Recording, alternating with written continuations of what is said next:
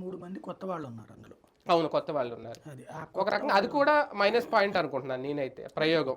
ప్రయోగం ఎప్పుడు మైనస్ అవ్వదు. ఎందుకంటే జగన్ కూడా కొత్త వాళ్ళని పెట్టి గెలిపించుకున్నాడు కదా! అందుకోసం ఇప్పుడు చాలా సీనియర్ మోస్ట్‌లో ఉన్నటువంటి చోట్ల కూడా కొత్త వాళ్ళు ఇప్పుడు అతను రాయచోటి రమేష్ రెడ్డి ప్లేస్‌లో కొత్త వాళ్ళని తీసుకురావడం, లేకపోతే అనంతపురం జిల్లాలో కొత్త వాళ్ళని తీసుకురావడం, ఇది కళ్యాణదుర్గం లాంటి చోట్ల ఇట్లాంటివన్నీ కొన్ని సాహసాలు చేశారు. అంటే కొత్త వాళ్ళ టాపిక్ వచ్చింది కాబట్టి చింతలపూడి ఉంది, రోషన్ అనే వ్యక్తిని తీసుకొచ్చారు. ఆయన ఎవరో ఎవరికి తెలియదు.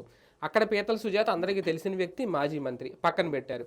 లాస్ట్ టైం కూడా మనం చర్చించుకుంటే కొవ్వూరు ఆయన పేరు జవహర్ని తీసుకొచ్చి తిరువూరు పెట్టారు.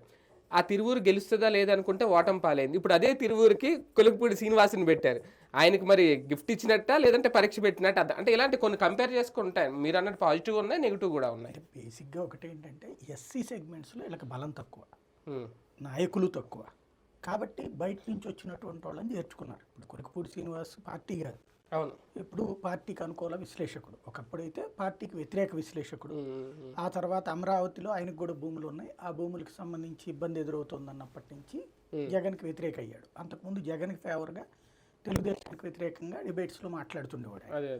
ఆ తర్వాత అమరావతి ఇష్యూ అప్పటి నుంచి కూడా, ఎందుకంటే ఈ రెండు కూడా నా స్టూడియోలో నా డిబేట్లోనే జరిగింది.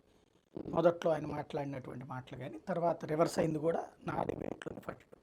అప్పుడు ఏంటి అన్నప్పుడు చెప్పాడు, అమరావతిలో నాకు భూమి ఉంది, మేము కోట్లలోకి వెళ్తున్నాం అనుకుంటే ఇట్లా చేశాడు.